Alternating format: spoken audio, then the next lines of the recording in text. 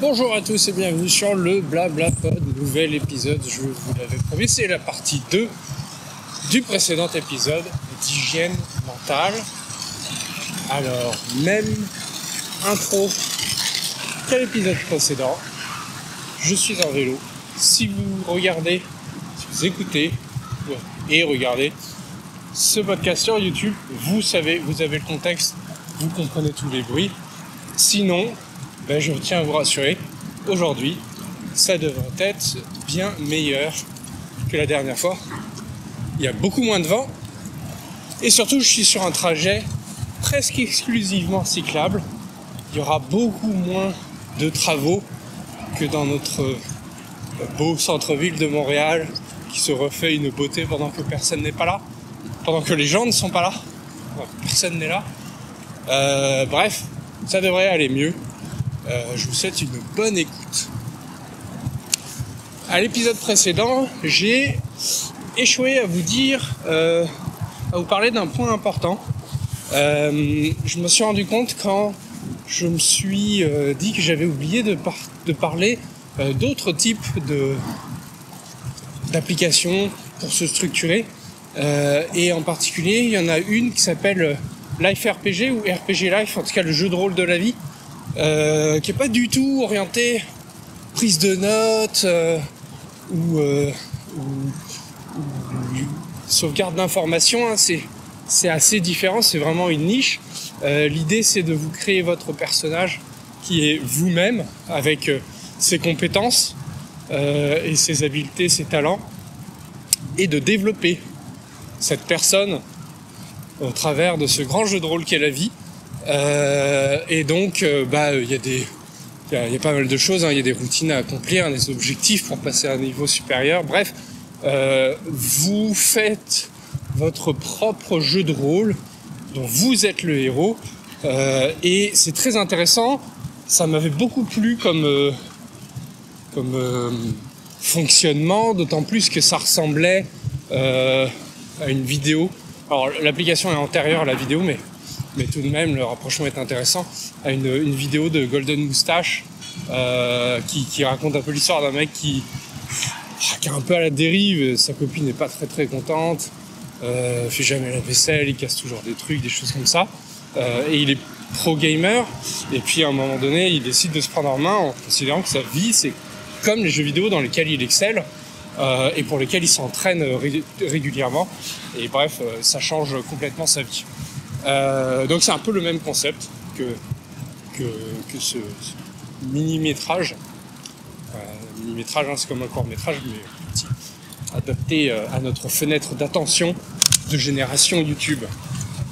Et donc j'avais essayé cette app, RPG Life, ou Life RPG. À un moment donné, je vais juste décider de l'appeler RPG Life, puis vous comprendrez, peut-être c'est l'inverse, je me souviens juste plus. Et j'avais trouvé ça difficile parce qu'en fait moi j'avais pas d'objectif, et donc c'est ça, c'est en me souvenant de cette tentative que j'ai compris que l'autre jour je vous ai pas parlé de l'importance de se définir des objectifs. Encore une fois, l'importance pour moi, je ne vous connais pas, je ne sais pas, je suis pas spécialiste de la psychologie humaine, je suis pas neurologue, je suis rien du tout, donc même préambule, hein, que au précédent épisode, je vous parle des choses qui fonctionnent pour moi, et à vous de voir si c'est quelque chose qui pourrait fonctionner pour vous. Bref, en utilisant Evernote, en utilisant n'importe quoi, j'ai jamais eu d'objectif, et donc j'ai jamais été assidu, en partie pour cette raison-là. Pour toutes les raisons aussi que j'ai évoquées au précédent épisode, mais aussi pour celle-là. Et c'est ça qui a changé, je pense, dans mon usage de Notion, parce que je vous le disais, j'avais pas particulièrement accroché, j'aimais beaucoup le produit, mais j'arrivais pas tellement à l'utiliser pour moi, jusqu'à ce fameux déclic de cet été. Et je pense que ce qui a changé, c'est que maintenant je me dis que ma survie mentale pourrait en dépendre. Alors dépend pas, hein, je suis pas un légume. Je l'ai été, mais je suis pas un légume. Mais ça pourrait réarriver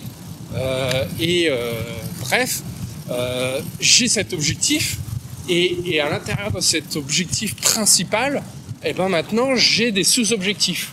Je veux être capable d'accomplir ma routine sans me laisser aller. Et ça peut vous paraître con, parce que c'est le genre de truc dont on discute jamais, donc je sais pas si c'est normal. Mais moi, depuis que je suis un adulte, physiquement, mentalement, c'est pas encore gagné, mais se laver les dents 3 fois par jour, c'est pas quelque chose de gagné. Parce qu'il y a du laisser aller. Mais alors, en plus, quand je me sens pas bien dans ma peau ou quoi, les dents, ça prend facilement le bord. Les douches aussi. Les douches, ça va parce que je suis pas tout seul, je dois côtoyer des gens. Mais quand même, là où ça pouvait m'arriver d'en prendre jusqu'à 2 ou 3 par jour à cause du sport, si je vais pas bien, ça peut attendre 1 ou 2 jours. Donc tout ça, c'est des choses qui sont pas forcément graves, parce que on pourra faire un épisode d'hygiène physique et puis je vous expliquerai à quel point c'est pas forcément nécessaire de se laver au savon tous les jours, mais c'est pas du tout le sujet. Ce que je veux vous dire, c'est qu'il y a des choses, des repères du quotidien qui prennent le bord, qui disparaissent, et on a toujours l'impression que c'est pas grave parce que 1 fois, 2 fois, c'est pas grave, effectivement. Mais c'est la répétition qui devient problématique, parce qu'après, ça prend des efforts incroyables pour faire des choses pourtant si simples et si basiques. Donc c'est ça l'idée. Donc dans ma routine, je veux me laver les dents 3 fois par jour. Donc j'ai une brosse à dents au bureau. Donc, si je vais pas au bureau, en principe, là j'y vais par exemple aujourd'hui, je serais content de l'avoir. Je veux pouvoir faire un peu de sport chaque jour. Ça n'a pas besoin d'être grand chose. Mais n'empêche que avant je faisais de l'escalade 1 à 2 fois par semaine. J'allais en vélo au bureau tous les jours, sauf le mardi et le jeudi où j'y allais en courant, 11 km. Et ça, c'est en plus de toutes les autres activités que je pourrais faire éventuellement, en plus, comme de la randonnée la fin de semaine, etc. etc. Je suis pas du tout revenu à ce niveau-là d'activité, pour des raisons parfois simplement logistiques. Si je vais plus au bureau, c'est difficile d'utiliser le temps de trajet pour faire une activité sportive, mais aussi parce que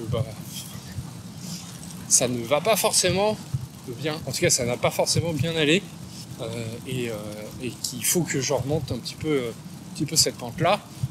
Et dans l'hygiène mentale, le fait de faire une activité physique, c'est important, parce que contrairement à ce que certains peuvent penser, allô Donald Trump, qui pense exactement comme pensait Adolf Hitler, que si on conserve son énergie, on a plus d'énergie, c'est l'inverse. Plus on en dépense, plus l'organisme se prépare à en dépenser, et donc mieux il assimile les différents nutriments qu'on lui donne, etc. Bref, plus on est sportif, plus on est paresseux, Et l'affaire, c'est que réfléchir, c'est une activité physique. Souvent tendance à faire la dichotomie, moi le premier, entre activité intellectuelle et activité physique. Mais réfléchir, ça brûle des calories. Donc c'est important de se maintenir en forme. Les autres points dans ma routine, il y a accomplir ce que je m'étais promis d'accomplir pour le jour, ma liste de tâches de la journée, et je vais y revenir plus tard. Et il y a préparer ma journée du lendemain. Donc ça peut être préparer ma liste de tâches, ça peut être préparer des choses que je sais que je vais peut-être potentiellement oublier, genre mon petite souris d'ordinateur pour aller au bureau, parce qu'au bureau il y a juste des Magic Mouse de marde. C'est vraiment la pire des souris, je sais pas comment vous faites. Voilà, ça c'était gratuit, vous énervez pas. Vous pouvez, mais écoutez, continuez de m'écouter. ce genre de choses. C'est ça, préparer ma journée du lendemain. Donc vous voyez, ma routine, elle est basique. Hein. C'est celle d'un individu qui est censé fonctionner à peu près normalement comme un adulte. Mais pour moi, c'est pas si facile que ça. Et donc, ma liste de tâches, j'ai toujours essayé là des to-do, des ceci, des cela, même topo hein, que la dernière fois, parce que tout le monde dit que c'est bien et tout. Moi, même raison, hein, je me souviens pas mieux, je regarde pas plus l'outil, je me sens pas plus motivé en cochant des cases, j'ai pas une satisfaction à faire ça en fait. Donc ça a jamais tenu, hein. J'ai essayé Wunderlist, To-Do-List, tous les istes là. Bref, là ce que j'ai fait, c'est que je me suis dit que ma liste de tâches, elle devrait être composée que de trucs que vraiment je suis sûr, absolument je veux les faire. C'est important pour moi que ça soit fait aujourd'hui. Et ça veut pas dire que c'était la deadline. C'est juste aujourd'hui je sais que j'ai le temps, je fais de la place dans mon emploi du temps, je m'engage à faire ça. Donc dans ma to-do list, il n'y a pas 125 milliards d'items et puis le dernier c'est raccommoder mes chaussettes. Que je le ferai pas avant 25 ans parce que j'ai pas le temps et il faut que je passe tous les autres items d'abord. C'est pas ça ma liste. Ma liste c'est 2-3 items qui sont importants et qui sont importants ce jour-là. Ça veut pas dire qu'ils sont importants en soi. Genre il y en a un que par exemple qui va s'en venir bientôt dans ma semaine, c'est faire du fromage à la crème. C'est pas important. Si j'ai pas de fromage à la crème dans mon frigo, c'est pas très grave. Si j'ai pas le temps de le faire moi-même, je vais en acheter tout fait. C'est pas très grave. Donc c'est pas un item important en soi. C'est juste que le jour où je vais le placer dans ma to-do list, ça sera important que je le fasse parce que ça va être le jour où je me suis prévu du temps pour le faire. Et qu'il impactera. Donc c'est une tâche qui impactera pas d'autres choses. Etc. C'est ça que j'entends par importance.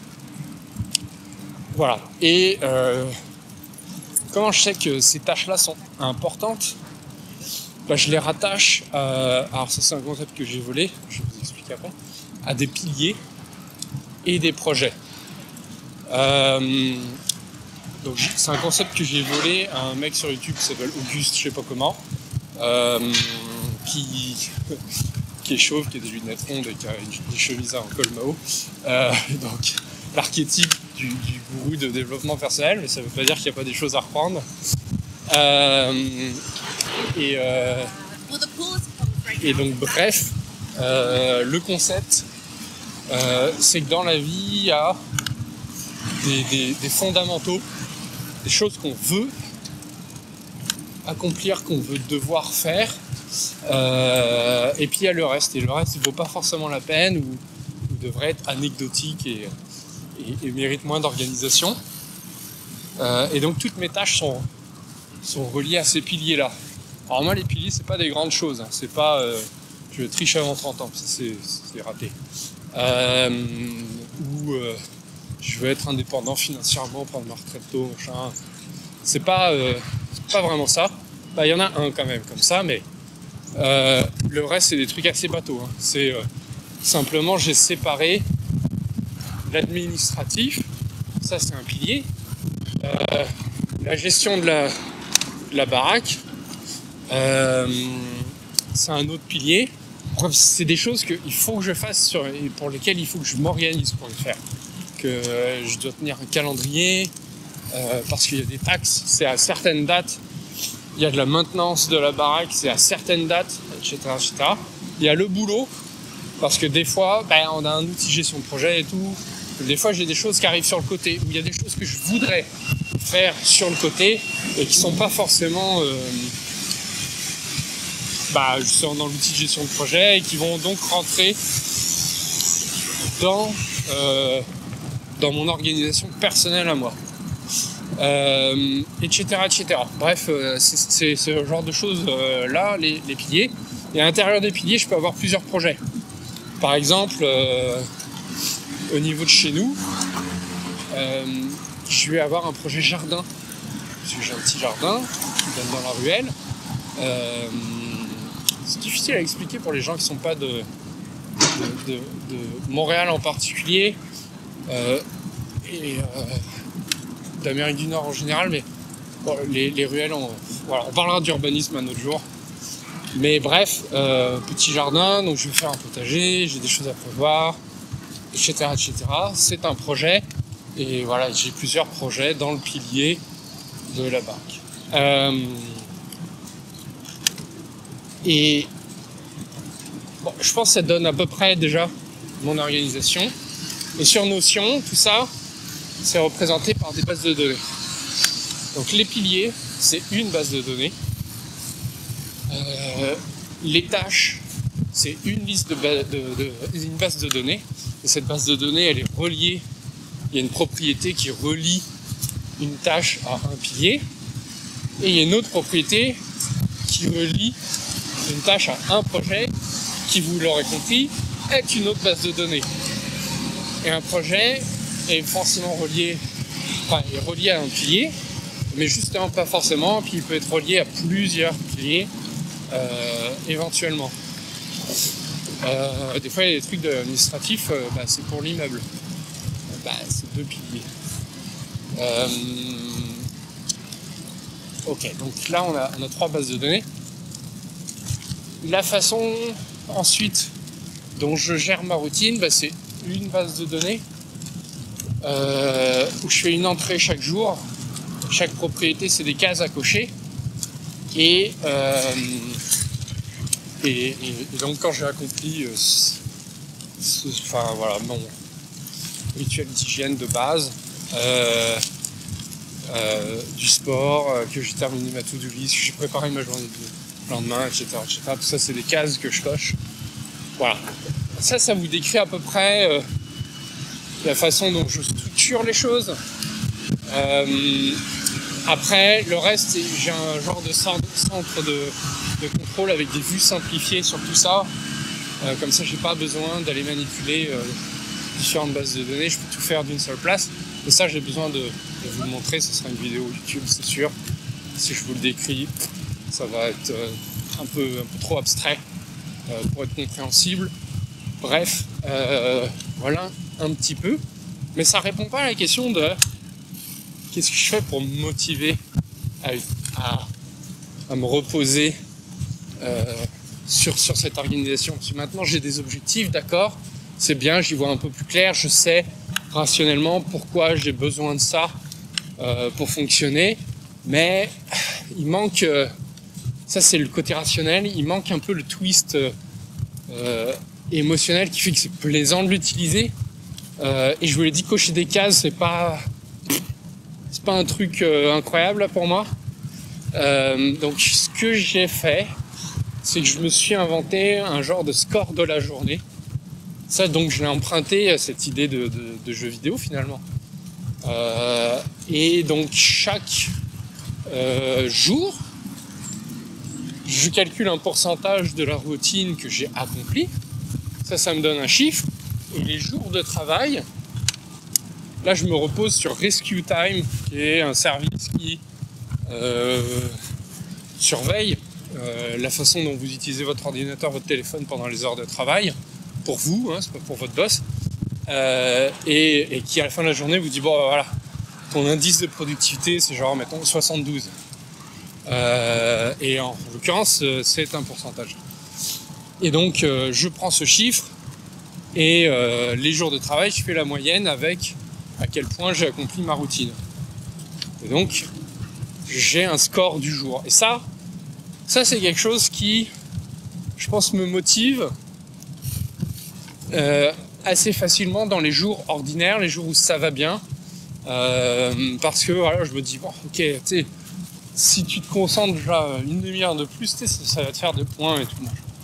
Alors évidemment, ça répond pas à la problématique de quand ça va pas, puis qu'il n'y a pas la motive, etc. n'arrive à rien faire, qu'il y a des incroyables blocages dans la journée et que tout ce qu'on avait prévu est chamboulé, ça explique pas voilà, comment se motiver à utiliser. J'ai pas trouvé. Si vous avez des idées, je suis preneur. Voilà, je pense que ça fait pas mal le tour. Je m'excuse si peut-être c'est pas très digeste. Si c'est le cas, je m'en excuse. Mais moi j'ai aussi besoin de... Je vous l'ai dit, hein, je reprends ce podcast plus pour moi que pour vous. J'ai besoin d'exprimer des choses, de les conceptualiser, et de les rendre à l'oral. Et c'est un réentraînement. Et donc si c'est pas clair, il faudra peut-être même que je refasse un épisode pour expliquer de façon plus concise, plus claire. Voilà. Donc soyez tolérants avec moi. Et sur ce, je vous souhaite une bonne journée.